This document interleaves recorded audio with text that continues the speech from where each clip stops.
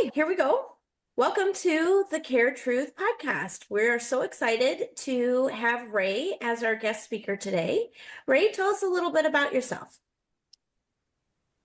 My name is Ray Alkalai. I am in the insurance and financial business. However, I focus on the care funding of long-term care services and income planning.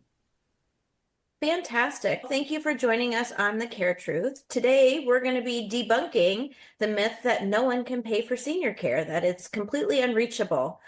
So, I know, Ray, you mentioned a little bit about your background. What got you interested in helping seniors pay for care?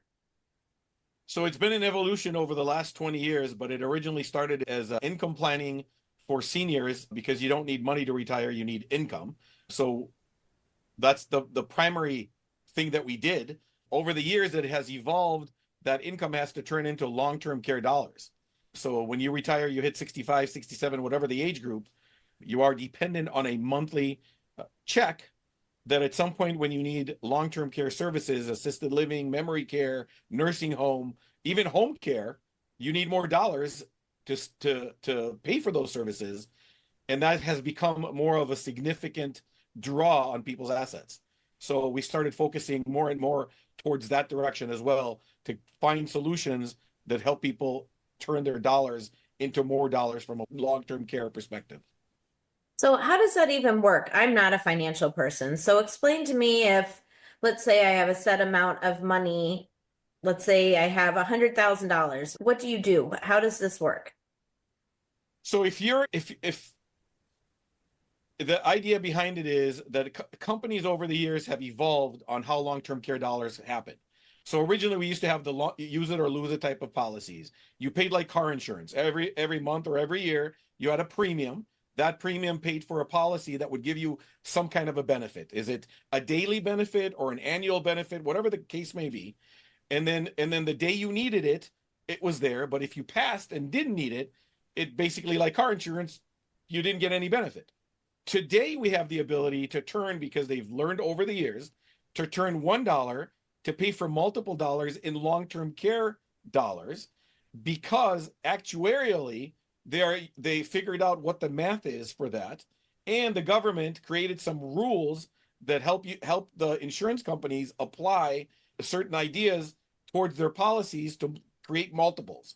So you can turn $1 into $3 for long-term care purposes, but it's still $1 for every other purpose. And if you don't use it, the family gets to keep it if you passed away. So it's not that risky, is that right? There is I always tell people, worst case scenario, you'll get your money back. Okay. So depending on what we put it into, if there's a little bit of a draw to it, it will still be there.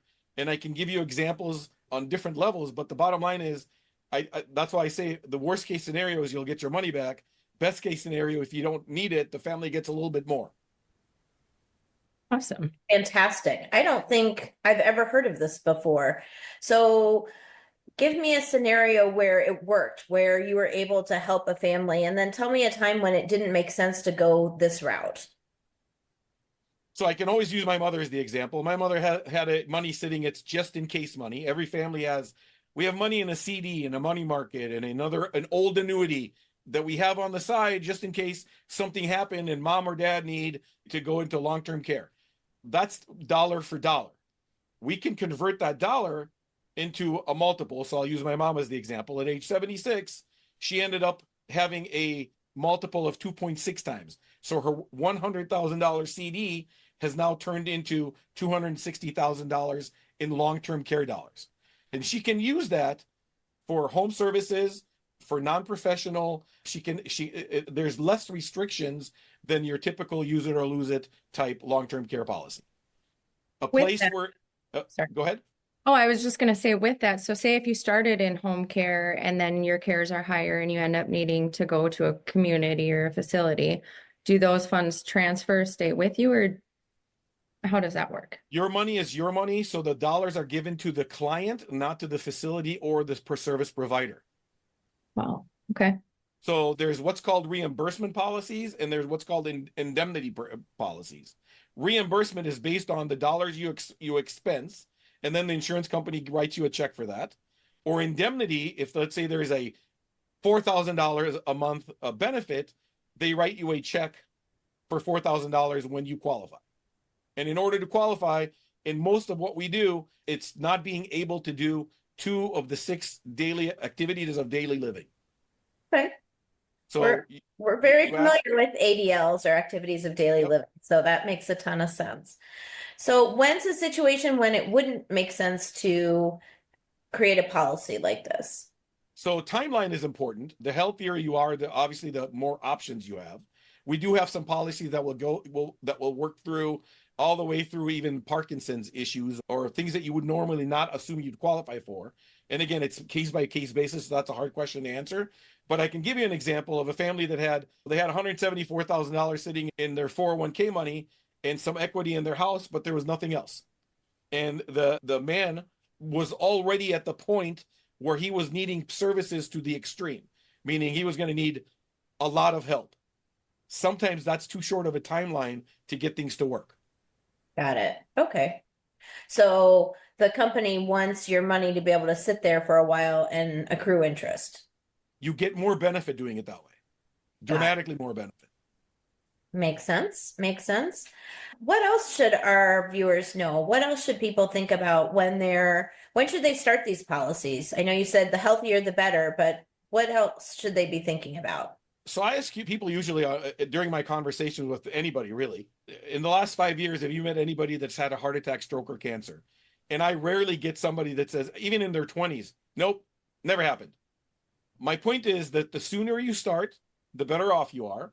And a lot of people at earlier stages, obviously in your 30s, you have different issues than when you're in your 40s and different issues than when you're in your 50s. However, there are solutions that can evolve with you as you get older. So if you start in your 20s, there's one version of it.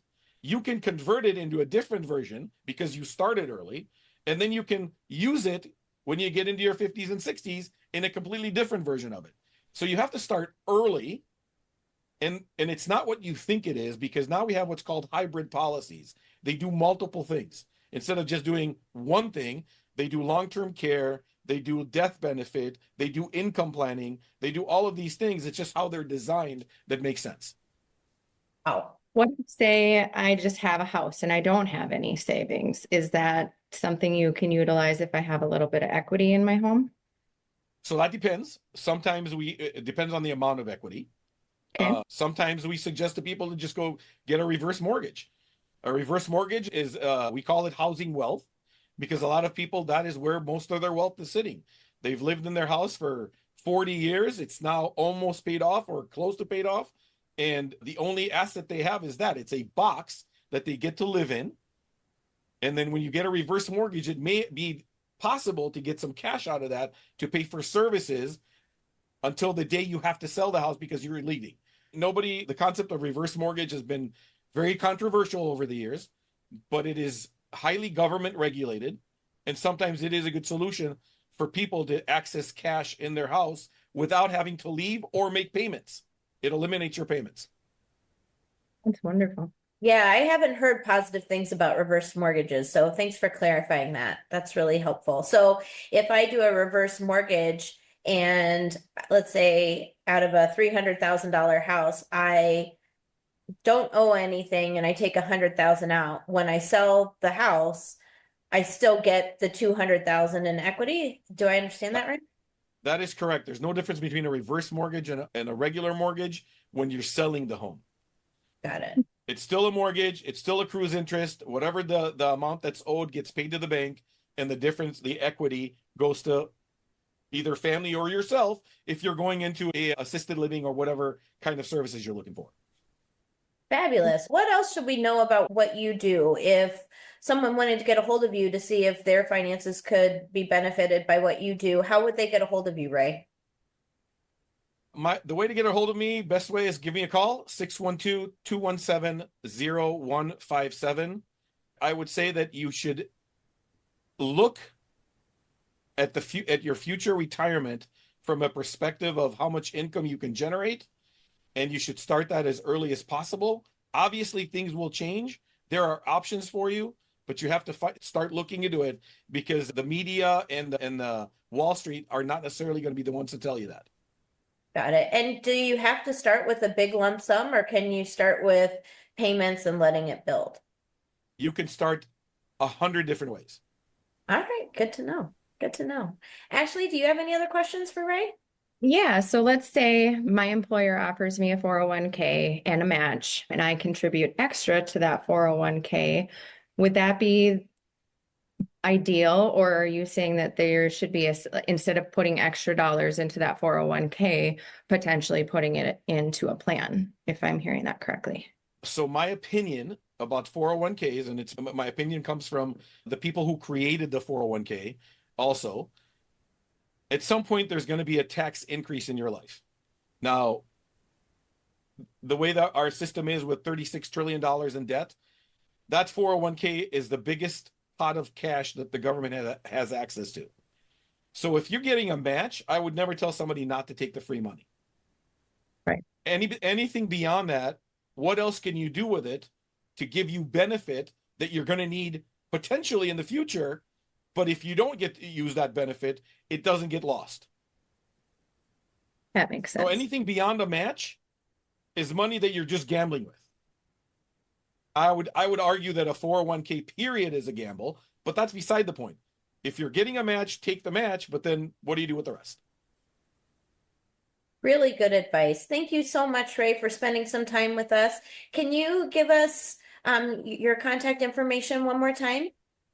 Sure, you can go to carefundingnow.com or you can reach me at 612-217-0157. Thank you so much, all of our viewers and listeners. Thanks for spending some time with us. We did it a little different today. I'm not feeling the best, so this worked out really well to still be able to get the information out there to you. And next week, we're going to be talking about triggers on when to start looking for care so you avoid that crisis and avoid the rush. So thank you, everyone, so much. I'm Marlena. I'm Ashley.